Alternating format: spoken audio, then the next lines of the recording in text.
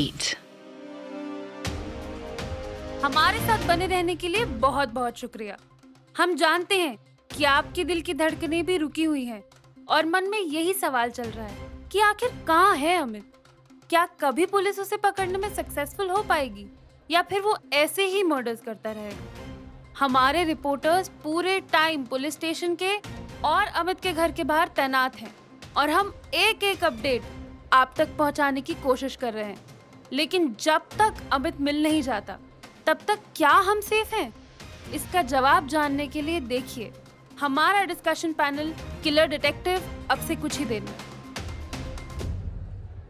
News की headlines और reporters की बातों ने देश के बहुत सारे लोगों को टीवी के आगे आने पर मजबूर कर दिया और सबके जहन में बस अमित के लिए नफरत ही थी।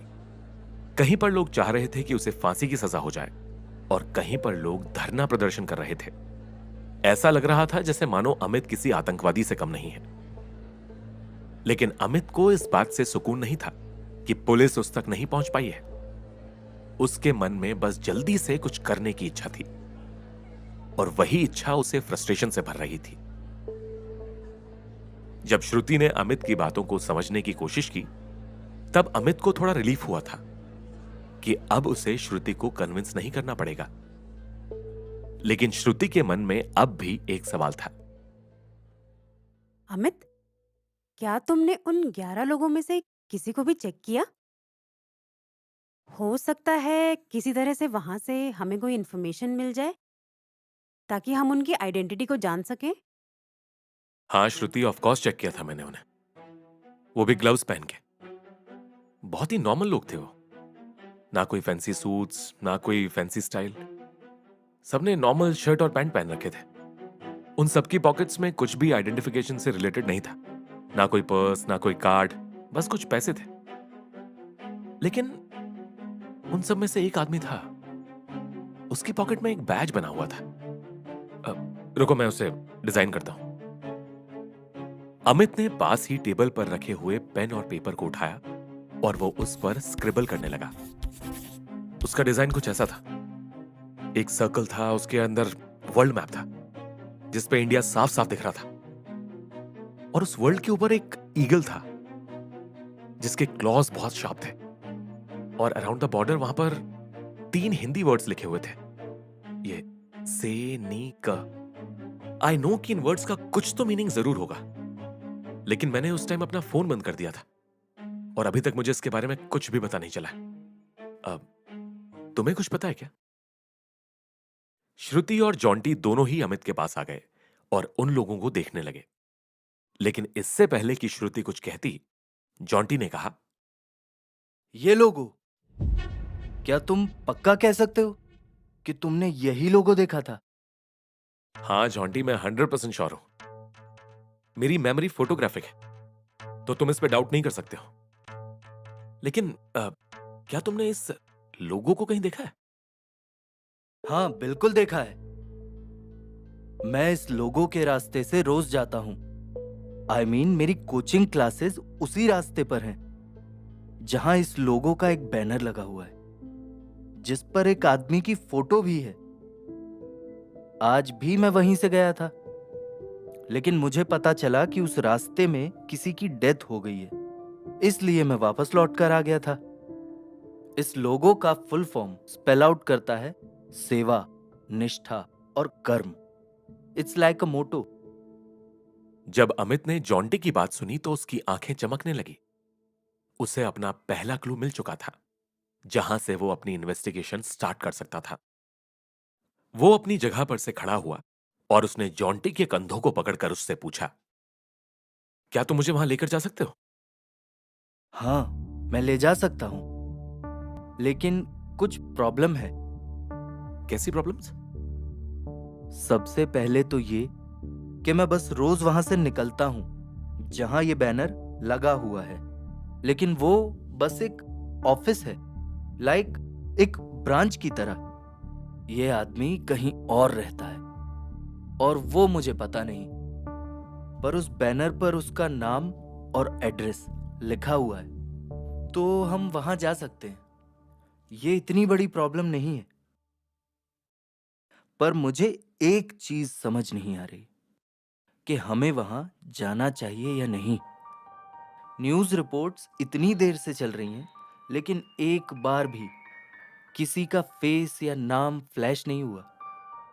मुझे नहीं लगता कि जिस आदमी के बैनर्स सिटी में लगे हुए हैं, उसकी आइडेंटिटी पता करना इतना टफ है।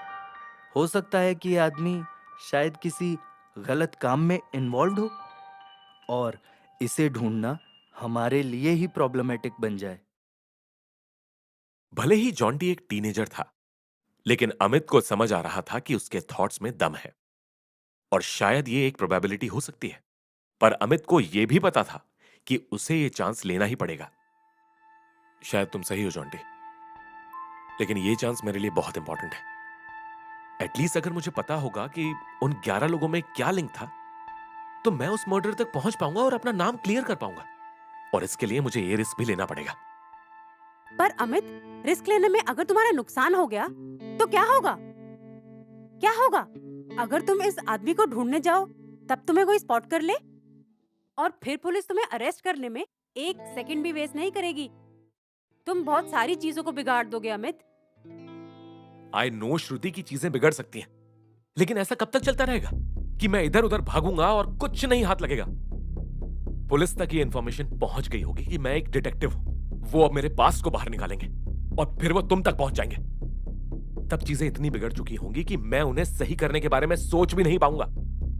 इसीलिए मुझे अभी इस सिचुएशन को कंट्रोल करना होगा।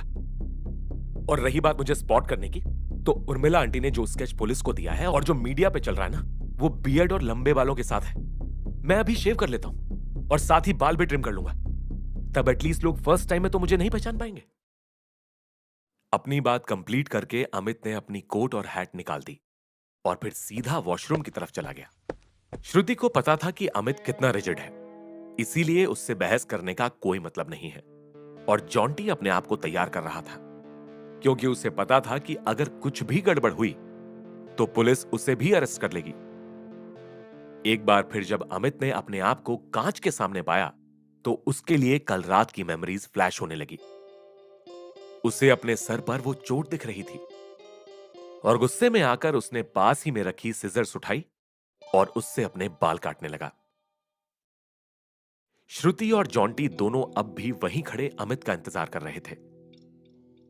तब अचानक जॉन्टी को कुछ क्यूरियोसिटी हुई और उसने अमित के कोट की पॉकेट में से गन को निकाल लिया और उसे देखने लगा। तभी श्रुति ने एकदम से उसके हाथ से गन छीन ली। तुमने क्यों निकाला इसे? इतना कहकर श्रुति ने गन को वापस रख दिया, लेकिन वो ये नहीं देख पाई कि जॉन्टी ने अमित का फोन भी निकाल लिया था और डांट से बचने के लिए उसने धीरे से उसे अपनी पॉकेट में रख लिया। अंदर वॉशरूम में अमित ने अपनी पूरी बियर्ड कट कर ली और वो बाहर आ गया। टीवी ऑन था और न्यूज चैनल पर डिस्कशन पैनल स्टार्ट हो चुका था, लेकिन जो फोटो अमित के वहां पर दिख रही थी, वो बिल्कुल भी अमित के करंट लुक से सेम नहीं थी। उसकी अनइवन कट की गई हेयर स्टाइल उसे एक पागल आदमी जैसा दिखा रही थी। उसने अपना कोट और हैट पहन लिया, फिर जॉन्टी को इशारा किया और तब वो दोनों बाहर निकलने लगे। अपना ख्याल रखना अमित, और जॉन्टी का भी। हाँ श्रुति, और जब तक हम वापस नहीं आए तब तक प्लीज यहां से कहीं मत जाना। हो सकता है तुम्हें ट्रेस करने का काम शुरू हो गया हो। तुम सेफ रहना और किसी से भी मेरे यहां पर होने की बात मत कहना। अमित की बात सुनकर श्रुति ने गर्दन हिलाई और फिर उसे गले लगा लिया। अमित को श्रुति का केयरिंग नेचर बहुत टाइम बाद दिखा था, लेकिन वो उसे महसूस करके अच्छा फील कर रहा था। फिर वो दोनों अलग हुए और जॉन्टी के साथ अमित वहां से चला गया। अमित डिटेक्टिव होने की वजह से अपने लुक को बहुत अच्छे से हाइड कर रहा था और साथ ही वो सारी चीजों को ऑब्जर्व कर रहा था। वो नहीं चाहता था कि कोई भी उसे ध्यान से देखे, इसीलिए उसने अपने कोट की कॉलर को ऊपर कर लिया और वो जॉन्टी के पीछे बाइक पर बैठा हुआ था।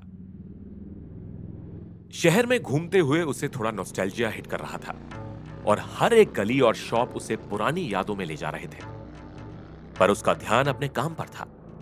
और कुछ ही देर में जॉन्टी ने बाइक को उस बैनर के सामने रोक दिया। वो ब्लू कलर का था, जिस पर वही लोगो था और साथ में एक आदमी का फोटो भी था जो स्माइल कर रहा था। उसे देखते ही अमित ने आइडेंटिफाई कर लिया कि ये वही आदमी है जिसके सर में उसने गोली देखी थी। तब अमित ने उसका नाम और एड्रेस पढ़ा। सत्येंद्र भटवाड़ेकर, चौल नंबर 319, फूलदास नगर। फूलदास नगर? अरे ये नाम तो मैं पहली बार सुन रहा हूं। अब तुम्हें पता है क्या? मैं तो इस शहर में कुछ टाइम पहले ही आया हूं, मुझे बिल्कुल आइडिया नहीं है, लेकिन हम सर्च कर सकते हैं।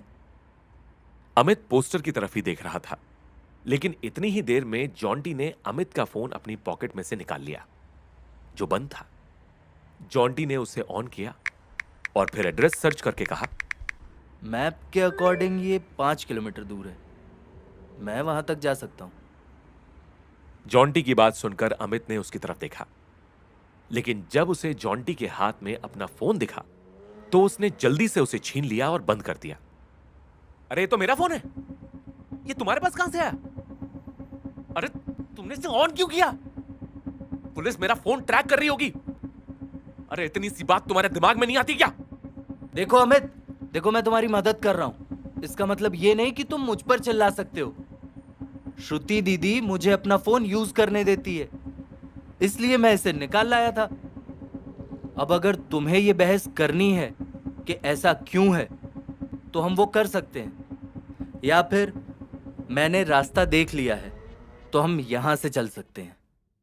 जॉन्टी की बात सुनकर अमित ने अपना गुस्सा निगल लिया, क्योंकि वो सही था। अभी बहस करने का टाइम नहीं है। और फिर वो दोनों वहां से आगे बढ़ गए। लेकिन जॉन्टी ने यह नहीं सोचा कि अमित का शक बिल्कुल सही था।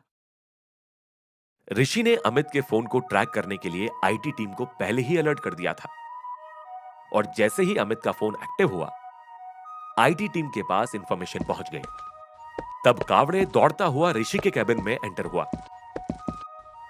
क्या हो गया कावड़े, इतनी जल्दी में क्यों आए हो? Sir phone act. कावड़े आराम से एक गहरी सांस लो और बताओ।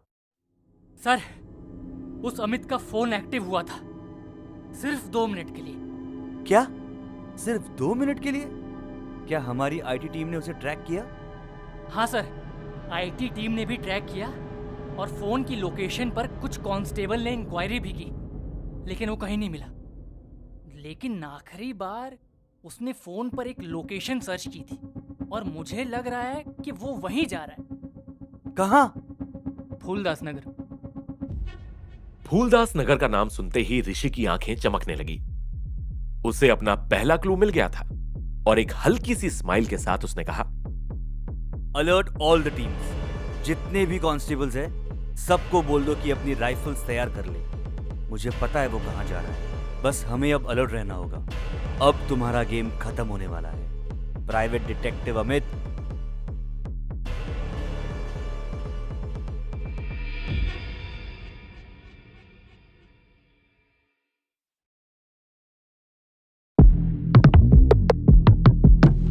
Eight.